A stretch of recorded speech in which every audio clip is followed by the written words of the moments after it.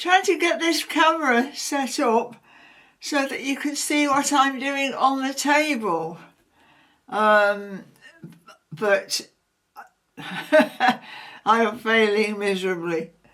So we'll leave it as it is now. You can actually see me. Hello, Mother. And I will lift up what I'm doing on the table. So now I've got a lot of scrap, small pieces, teeshirts that I've cut up, and I'm doing one of these peg rug things. Well, I call it a peg rug, but other people have got a different name for it. Proddy rug or something like that. Now I've got a piece of sacking here. It was sacking from a bean bag actually, something like that. But anyway, it's not a very big piece, right? Let me just, that's it. Because I haven't got a lot of these bits of fabric. There are t-shirts. I had a box of t-shirts where I've butchered most of them anyway for other projects, and it was getting on my nerves to just see this box of fabric sitting there. So I thought, right, do something with it. So I am using my little hook. Can you see it, Mother? And making up the pattern as I go, right? So it's one of these hook, what do you call them? I don't know. So I've just started off with the pink in the middle, and now I'm going to go just using up what I've got, and I'm going to go round and round and round and round the circle. And then when this colour has gone, I will just change to another colour. I've got about 6 piles of this, so we'll see how it goes. So work from the middle and working my way to the outside edge. It's not going to be big enough for a mat, and I don't want people to be standing on it anyway. So it'll just be like something to put on a chair, and if the cats want to sit on it, that's fine. So how do you do this? Well, you push it in. This has got quite biggish holes in it. Something I got from the scrap store ages ago. So what you do is you go in, you poke your hook in like that, and you take a piece of that and you attach it to the end, and you pull it through,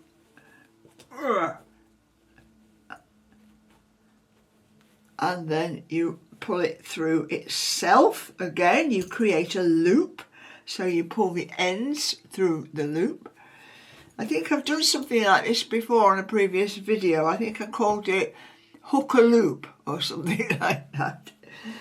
So I'm sat here with my coffee. It is 12:49 p.m. on Saturday, and I'm looking out over the garden, and it looks really, really nice. And there is ongoing work to do in the garden, which is just tidying and chopping back and just keeping it all in order. So cheers. Got the coffee, got the bickies. I put the food out for birds, and they're all coming down. Anyway, I've managed to upset a few people again on my blog. Oops, that's right. Lowered my chair a little bit, and I don't know. Yeah, I seem to be having the knack of getting on people's nerves, and it works them up into a frenzy. Oh, you can't say that. No, that's not right. You're making things up. It's not right. Because they think different to me. And, well, they don't have to think the same as me, do they? have got their own minds. People can make their own minds up. And so I've been deleting a hell of a lot of comments because I will not be engaging in any verbal punch-ups. But yes, but the thing is, people think they know me, but they don't. And it is quite frustrating at times. They make assumptions about me and my life and how my brain works. And really, a lot of them are really wide off the mark. They have got no idea about the real me, what is going on up here and here. Yeah, so what is the real me? I'm going to struggle for words now because I think I'm a pretty fair person. I've always loved my life, even though it's been hard at times. I've managed to get through the ups and the downs and the bumps, and yeah,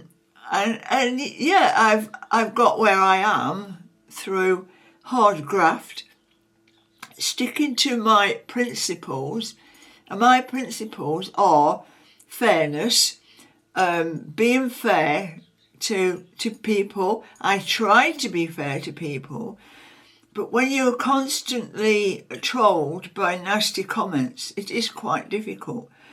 This is why I don't engage with a lot of them, because I'm trying to keep my life on an even balance, a level balance. I want a level, nice, easy life.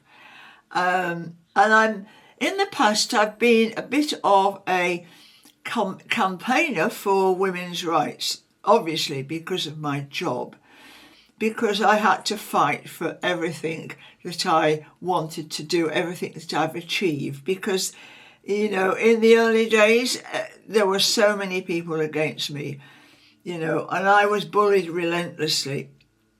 But as time went on and I learnt a bit more about how people think, how their minds work, and I just came to the conclusion that the men I worked with, not all of them, there were some great men I worked with, but some of them did not like the idea that a woman could do the same job as them. They just didn't like it at all. But then if somebody tells me I shouldn't be doing something, I am then even more determined that I will do it. And a similar kind of thing is happening now. People are trying to tell me, or they do tell me, that what I believe in is complete rubbish. But I don't think it is. And the thing is, it's bullying all over again. And I've already been through that phase in my life. And so if people tell me to don't talk about that, shut up, you've got it wrong, you're making it up, you're a conspiracy theorist and all this, blah, blah, blah. But I'm thinking, hang on a minute, I know me. I know what is in my heart and in my head, and you don't. So I feel that I have a voice. I can speak my mind, and I will say what I think, because I'm forward thinking. I think it actually comes with the fact that I invent arts and crafts for my own pleasure. I make things for my own pleasure, and I can think up a project and what materials to use and all that, and how would I like it to end up as. I'm constantly thinking of ways to make art. I'm thinking about, where do I walk? Do I drive out, or do I walk from home? Or what place shall I visit next? and this is what I'm thinking of all the time. I'm not content to just sit at home and do nothing. So this is how my brain works. I'm looking for opportunities, and I always have been, because I value my time and I don't want to waste it. And I feel that having to repeat over and over again my idea of things, of what's going on, the sensitive subject that is turning everybody, no, not everybody, a lot of people are very, very angry about everything. To be honest, I'm not angry about anything, because I'm turning things over in my head and I'm working things out like I always have done, throughout my life. And, people don't get that. So what I have to do is take a step back every so often, and get myself outside. I mean, they're talking again about the lockdowns and oh, they've got this variant and that variant and, oh, come and get the treatment. Well, no thank you. I will not be locked down. I will not put a cover on my face. And I will not be getting the treatment. Because, I mean, look, I am 74. I am very, very rarely ill. Why should I go through all that rigmarole, when I am a free person? And I like things as they are. That's what I'm going to continue to do. So anyway, it's up to each and every individual to make their own minds up. But if people don't agree with what I think or what I say, that's fine by me. You concentrate on your life, because I'm very happy with mine. Anyway, I'm going to get on with this, do a bit more of this, finish the coffee and go outside because the sun's shining. Okay, well, thanks for popping in. See you later. Bye.